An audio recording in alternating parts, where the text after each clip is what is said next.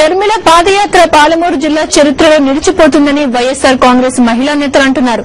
జగనన్నను CM చేసుకోవాలంటే షర్మిల అడుగులో అడుగేయాలని పిలుపునిచ్చారు. వైఎస్సార్ కాంగ్రెస్ జెండా అజెండా అన్ని ప్రాంతాల సమాన అభివృద్ది అని వారు చెప్పారు.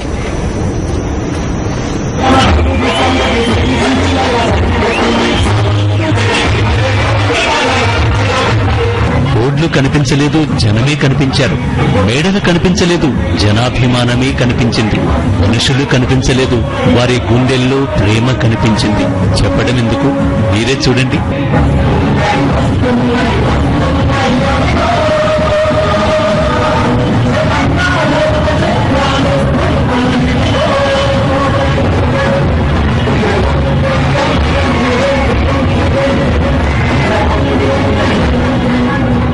రాజశేఖర రెడ్డి గారు ఉన్నప్పుడు ఏ పథకాలు అయితే అమలు జరిగినవో మళ్ళీ అవే పథకాలు జగన్మోహన్ రెడ్డి గారు వచ్చి ఆ పథకాలను ఏ ఆటంకం లేకుండా నిర్విఘ్నంగా బలపరుస్తారని నమ్మకంతోనే ఈ రోజు షర్మిలమ్మ పాదయాత్రకు ఇంత ప్రజలు తెలంగాణలో బ్రహ్మరథం పడుతున్నారు. ప్రజల ఆశీస్సులే షర్మిల పాదయాత్రను నడిపిస్తాయని మహిళలు అంటున్నారు. కేసీఆర్ వైఎస్సార్ కుటుంబాన్ని విమర్శించడం మానుకోవాలని హితవు పలుకుతున్నారు మహిళలు.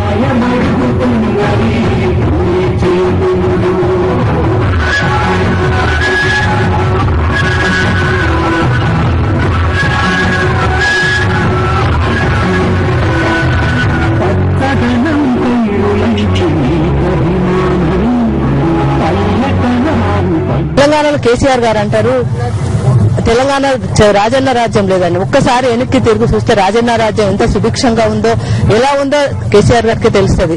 కేసీఆర్ గారు తెలంగాణ ప్రజలు సకల జనుల సమ్మె అని 45 రోజులు ప్రతి ఒక్క తెలంగాణ పౌరుడు గాని ప్రతి ఒక్క తెలంగాణ బిడ్డ గాని 45 రోజులు సమ్మె చేస్తే కేసీఆర్ గారు ఎక్కడున్నారు? ఆయన జాడ పత్త ఏదీ లేదు. ఈ రోజు షర్మిలమ్మ పాదయాత్రకు వస్తున్న జనాన్ని చూసి జీర్ణించుకోలేక ఏవో ఒకటి మాటలు మాట్లాడాలని కేసీఆర్ గారు మాట్లాడుతున్నారు, కానీ అది విజ్ఞత కాదనిపించుకుంటుంది.